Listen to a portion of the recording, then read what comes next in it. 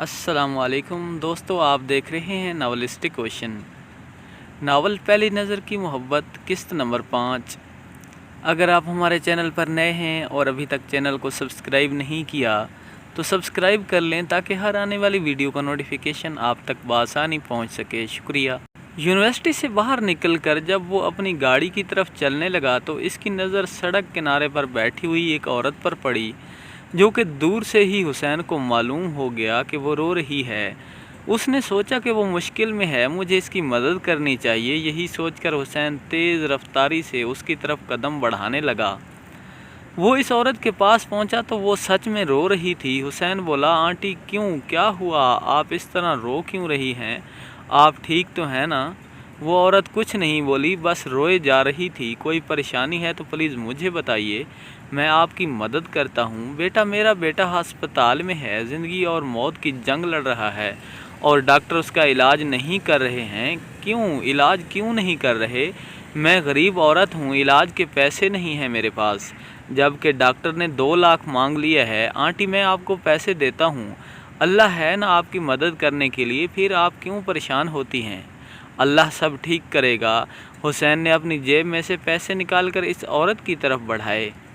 کس ہسپتال میں داخل ہے آپ کا بیٹا؟ میں آپ کے ساتھ چلتا ہوں۔ حسین نے جلدی سے اپنے ایک ڈاکٹر دوست کو فون کیا اور اس کو گاڑی بھیجوانے کا کہا۔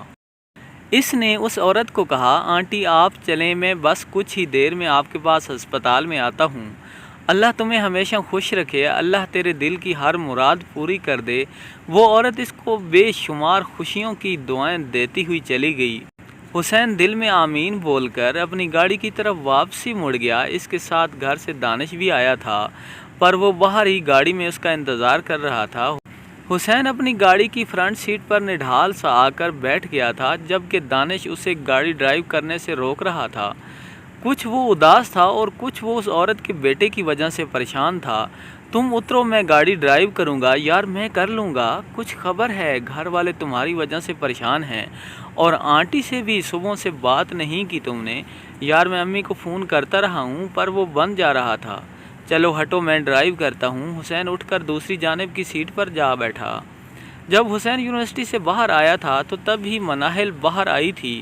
وہ سب دیکھ رہی تھی، اس کا اس عورت سے بات کرنا، اس کی وجہ سے خود پریشان ہو جانا، اس کی مدد کرنا، سب کچھ دیکھ رہی تھی۔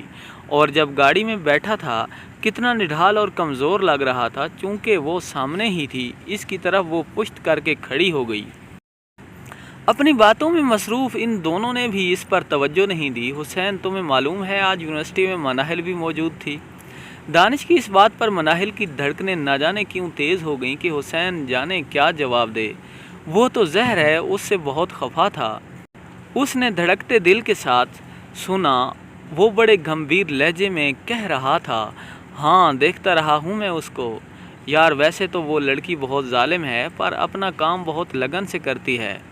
اسے اپنے کام سے بہت لگاؤ ہے، ایک دن بہت اچھی ڈاکٹر بنے گی۔ اب ہسپتال چلو، وہ آنٹی انتظار کر رہی ہوں گی۔ ساتھ مناہل اپنی جگہ سن رہی تھی اور کھڑی سوچ رہی تھی کہ اسے یاد نہیں پڑتا کہ وہ بھولے سے بھی اس کے سامنے گئی ہو۔ پھر اس نے میرا یہ روپ کہاں سے دیکھ لیا؟ اپنے بارے میں اس کی اچھی رائے سن کر نہ جانے کیوں ایک عجب طرح کا احساس ہو رہا تھا۔ وہ خوش ہو رہی تھی جسے وہ کوئی نام نہ دے سکی، اور خود حسین کا یہ روپ تو بالکل نیا اور خوبصورت تھا۔ وہ تو اس کو لاپرواہ منچلا سا نوجوان سمجھتی تھی جو زندگی کو کبھی سنجیدہ نہیں لے سکتا تھا، مگر وہ تو بہت مختلف تھا۔ اندر سے کتنا پریشان تھے ایک انجان اجنبی عورت کے بیٹے کے لیے۔ اس کی زندگی بھی اسے کتنی پیاری تھی۔ مناہل جب سے گھر آئی تھی مسلسل حسین کے بارے میں سوچ رہی تھی۔ اسما اور ولید کی شادی کے سارے سین اور پھر اس کا یونیورسٹی آنے کے سین، اس کی تمام باتیں سب نظروں میں گھوم رہی تھیں۔ وہ اس کے پرپوزل کو ٹھکرا کر عجیب سی کیفیت میں مبتلا تھی۔ نہ جانے اسے واقعی حسین کا خیال تھا یا ان سب لوگوں کا جو یہ چاہتے تھے کہ یہ رشتہ ہو جائے، مگر وہ خود اپنی سوچ کے نگر میں کہیں بھی حسین کو نہیں پاتی تھی۔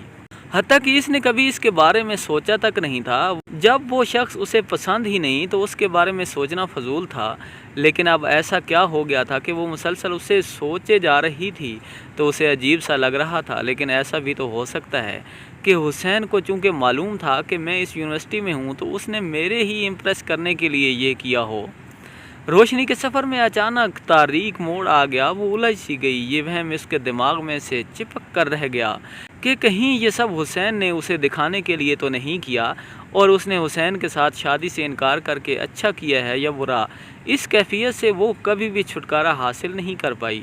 ڈھیر سارا وقت اس طرح گزر گیا۔ حسین نے خود کو اپنی ماں اور بہنوں کی خوشی کی طرح بالکل بدل کر رکھ دیا تھا۔ اس کی ماں کو اس کے کہہ کے عزیز تھے، وہ اب پہلے سے زیادہ ہنسنے مسکرانے لگا تھا۔ مگر سوائے دانش کے اس کی ہنسی کے پیچھے چھپے کرب کو یہ لوگ نہیں جانتے تھے۔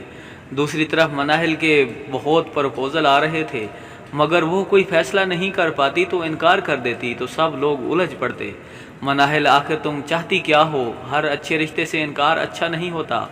ایک وقت پر رشتے آتے ہیں اور یہ وقت گزر جائے گا تو پھر رشتوں کا انتظار کرنا پڑے گا۔ وقت مزید آگے بڑھ جائے تو اسے وقت اور حالات خواہ کیسے ہی کیوں نہ کمپرومائز کرنا پڑتا ہے، اور کمپرومائز وہ راستہ ہے جو مکمل طور پر خوشی کی طرف نہیں جاتا۔ آج وقت تمہارے ہاتھ میں ہے اور پھر کل تم وقت کے ہاتھ میں ہوگی۔ عماد اچھا لڑکا ہے اور سب کو پسند ہے، امی ابو کو بھی پسند ہے، اس لیے پلیز تم۔ بھابھی کتنی دیر تک اسے سمجھاتی رہی۔ حقیقت پر مبنی ان کی باتیں وہ سمجھ رہی تھی، مگر جانے کیا بات تھی کہ وہ کوئی بھی فیصلہ نہیں کر پا رہی تھی۔ پھر سب کے مجبور کرنے پر اور بہت سی باتیں سوچ کر اس نے ہاں تو کر دی، مگر وہ شدتوں سے رو دی۔ حالانکہ رونے کی وجہ خود اس کی سمجھ میں نہیں آئی تھی۔ وہ خود سمجھ نہیں پا رہی تھی کہ یہ بے کلی کیوں ہے، وہ پرسکون کیوں نہیں ہو جاتی، اور وہ وجہ بھی سمجھ نہیں آ رہی تھی۔ میں تنگ آ گئی ہوں زرناب، اس بے چینی سے بے قراری سے وجہ سمجھ میں نہیں آتی۔ تمہاری یہ بے چینی بے قراری بے سبب نہیں۔ اب اس کی وجہ کو تم تسلیم نہ کرو تو اور بات ہے، تم یہ بات کیوں نہیں مان لیتی کہ تم حسین کو چاہتی ہو، پسند کرتی ہو، مگر محض اپنی جھوٹی انا کی خاطر مسلسل انکار کر رہی ہو۔ تم اسے ٹھکرا کر پچھتا رہی ہو، یہ ہے تمہاری بے چینی کی بس ایک ہی وجہ۔ نہیں نہیں زرناب، ایسا نہیں ہے، تم کیوں اس شخص کو میرے حواسوں پر مسلط کرنا چاہتی ہو؟ مناہل چیخ کر بولی تو زرناب کھڑی ہو گئی، اسے جوس کا گلاس دیا جو بری طرح گہرے گہرے سانس لے کر زرناب سے زیادہ خود کو یقین دلا رہی تھی کہ وہ حسین کو نہیں چاہتی۔ مناہل فرید، میں اسے تم پر مسلط نہیں کر رہی، وہ تمہارے اندر موجود ہے، وہ تمہارے دل کا مہمان بن چکا ہے۔ اور اب زرناب تو اسے اس کی بے چینی کی وجہ بتا کر چلی گئی، اور مناہل اور زیادہ بے چین ہو گئی۔ وہ اس حقیقت کو تسلیم نہیں کرنا چاہتی تھی کہ وہ حسین کو چاہتی ہے، اس لیے سختی سے ذہن کو جھٹکا اور عماد کے بارے میں سوچنے لگی۔ مگر پھر سوچ کی اوٹ سے جھانکتا ہوا حسین اپنی اہمیت جتا جاتا تو وہ گھبرا کر آنکھیں کھول دیتی۔ مناہل اس کو ٹھکرا چکی تھی اور اس کی واپسی کی کوئی امید نہیں تھی۔ پھر کسی اور کے ہو جانے پر دل اتنا کیوں تڑپ رہا تھا، کیوں رو رہا تھا؟ جانے کب سے وہ خالی آنکھوں سے آسمان پر اڑتے پرندوں کو دیکھ رہا تھا۔ کب تک یوں گم سم رہو گے؟ کچھ بولو اور اپنے دل کا بوجھ ہلکا کر لو۔ حسین مڑا تو دانش کھڑا بول رہا تھا، ایک زخمی سی مسکراہٹ اس کے لبوں پر پھیل گئی۔ نہیں دانش، کبھی کبھی کچھ کہہ دینے سے بوجھ کم ہونے کی بجائے بڑھ جاتا ہے۔ اللہ کرے وہ ہمیشہ خوش رہے، اور پھر ضروری تو نہیں جو ہم چاہتے ہیں وہ حاصل کر لیں۔ یار ویسے کل رات بہت مزہ آیا سب دوستوں کے ساتھ۔ سامنے سے امی کو آتا دیکھ کر وہ بات کا رخ بدل گیا تھا اور بنا بات کے ہی کہہ کے لگانے لگ گیا تھا۔ ماں مطمئن ہو گئی تھی اور یہی وہ چاہتا تھا۔ ماں اسے دعائیں دیتی آگے بڑھ گئیں تو دانش کا ہاتھ پکڑ کر باہر لے گیا۔ 2 سال بعد مناہل کی ہاؤس جاب مکمل ہو گئی تھی، سو اب وہ سرکاری ہسپتال میں جاب کر رہی تھی۔ ڈاکٹر صاحبہ کوئی آپ سے ملنے آئے ہیں۔ آپا کی اطلاع کے مطابق اس نے دروازے کی جانب دیکھا تو دل دھڑک اٹھا۔ سامنے سنجیدہ سا حسین کھڑا تھا۔ وہ بے ساختہ ہی کھڑی ہو گئی۔ آپ؟ اسے یوں اچانک دیکھ کر خوشی ہوئی تھی یا حیرت، وہ فیصلہ نہیں کر پائی۔ السلام علیکم ورحمۃ اللہ وبرکاتہ۔ جی ہم۔ آپ اتنی حیران کیوں ہو رہی ہیں؟ ارے بھائی، یہ ہاسپٹل ہے اور ہاسپٹل میں ڈاکٹر کے پاس کوئی بھی مریض آ سکتا ہے، لیکن میں مریض کی حیثیت سے نہیں آیا کیونکہ آپ کے پاس میرے درد کی دوا نہیں ہے۔ اس کی آواز دب سی گئی تو مناہل نے ایک نظر اس پر ڈالی۔ کتنا مختلف لگ رہا تھا وہ، لہجے کی کھنک اور آنکھوں کی شوخی کرنیں ماند پڑ گئی تھی۔ اسے اب دکھ سا ہونے لگا۔ اب اسے خود پر غصہ آنے لگا کہ اس کی وجہ سے ایک ہنستا مسکراتا انسان یوں دکھی ہو گیا تھا۔ اندر ایک ملال کی لہر سی اٹھی تو اس کی آہستگی سے پکار انجانے وہ کیا کہنا چاہ رہی تھی کہ حسین درمیان میں ہی بول پڑا، جی جانتا ہوں میں کہ فضول آدمی ہوں، شکر کیجئے کہ مجھ جیسے فضول آدمی سے شادی نہیں ہو رہی، ورنہ تمام عمر خیر۔ وہ رک کر اس کو دیکھنے لگا، کتنی عزیز تھی یہ اکھڑ لڑکی اسے۔ ارے بھائی آپ پریشان نہ ہوں، میں تو آپ کو خوشخبری دینے آیا ہوں کہ میں بھی شادی کر رہا ہوں، اس نے اچانک کہا تو مناہل کا دل زور سے دھڑکا۔ اچھا پھر؟